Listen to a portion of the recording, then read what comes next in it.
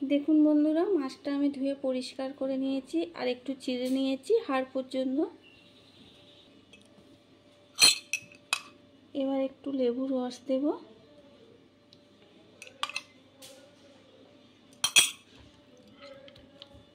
এদিকেও সেমভাবে নিয়েছি চিড়ে, এদিকেও লেবুর রস।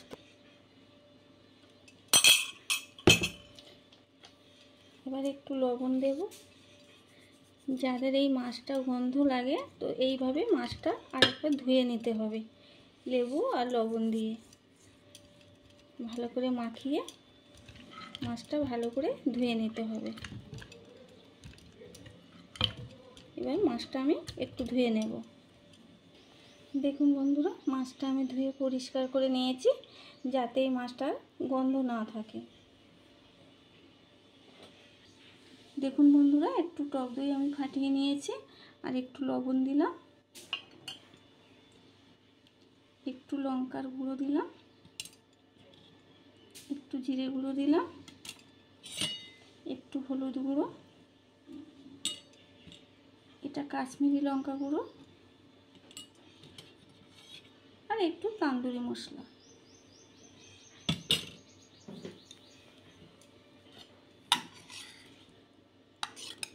রসুনটা দিয়ে দিলাম পেস্ট, আদা পেস্ট, আর পেঁয়াজটাও পেস্ট করা।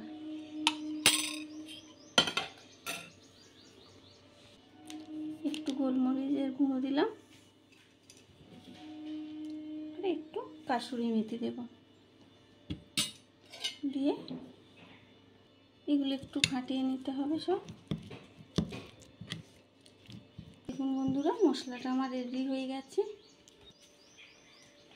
দেখুন, এবার মাছটা ম্যারিনেট করে নিতে হবে।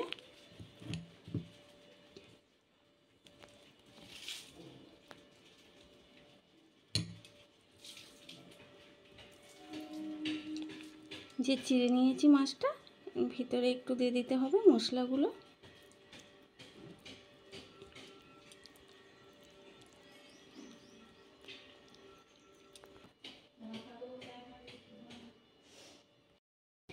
দেখুন বন্ধুরা, মশলাগুলো আমি চিড়ে নিয়েছি, ওর মধ্যে দিয়ে দিলাম একটু ভালো করে। দু সাইডেও এইভাবে সেমভাবে আমি মাখিয়ে নিয়েছি আর ভিতরেও একটু মশলাগুলো ভালো করে দিয়ে দিয়েছি।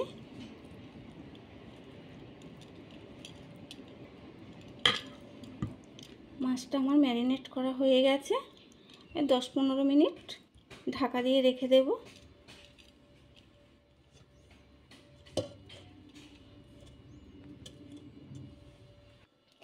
দেখুন বন্ধুরা, আমি 10 মিনিট মতন ঢাকা দিয়ে রেখেছিলাম।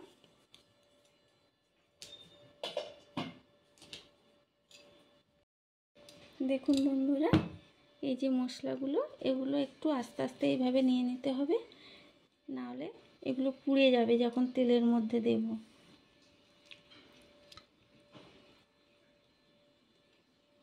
চেরার মধ্যে মশলাগুলো থেকে যাবে, আস্তে আস্তে হালকাভাবে উপর থেকেই মশলাগুলো নিয়ে নিতে হবে।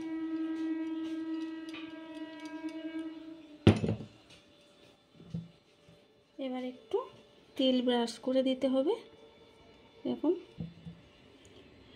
একটু তেল ব্রাশ করে দিলাম।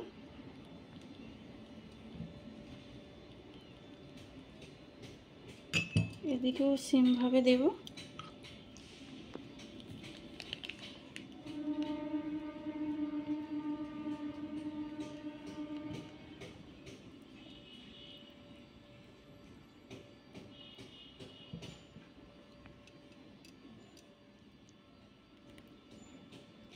ব্রাশ করা হয়ে গেছে আমার তেলটা। দেখুন বন্ধুরা, তেলটা গরম হয়ে গেছে। দেখুন বন্ধুরা, মাছটা ছেড়ে দিতে হবে এইভাবে। দেখুন বন্ধুরা, 5-6 মিনিট গ্যাসটা একটু বাড়িয়ে দেব। দেখুন বন্ধুরা, মাছটা আমি এক সাইড উল্টে দিয়েছি আর আবারও একটু মশলা দিয়ে দেবো এইভাবে ব্রাশ করে।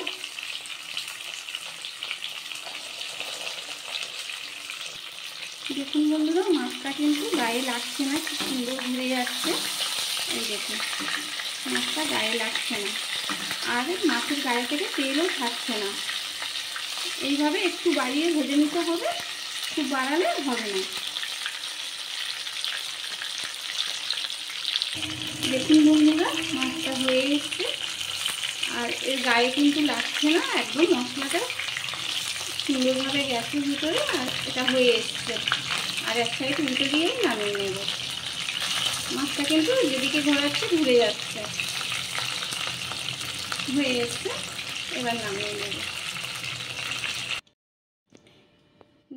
দেখুন বন্ধুরা, মাছটা আমি নামিয়ে নিয়েছি, তান্দুরি ফিশটা।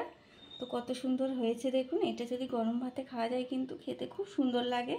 তো আপনারা অবশ্যই একবার ট্রাই করে দেখবেন।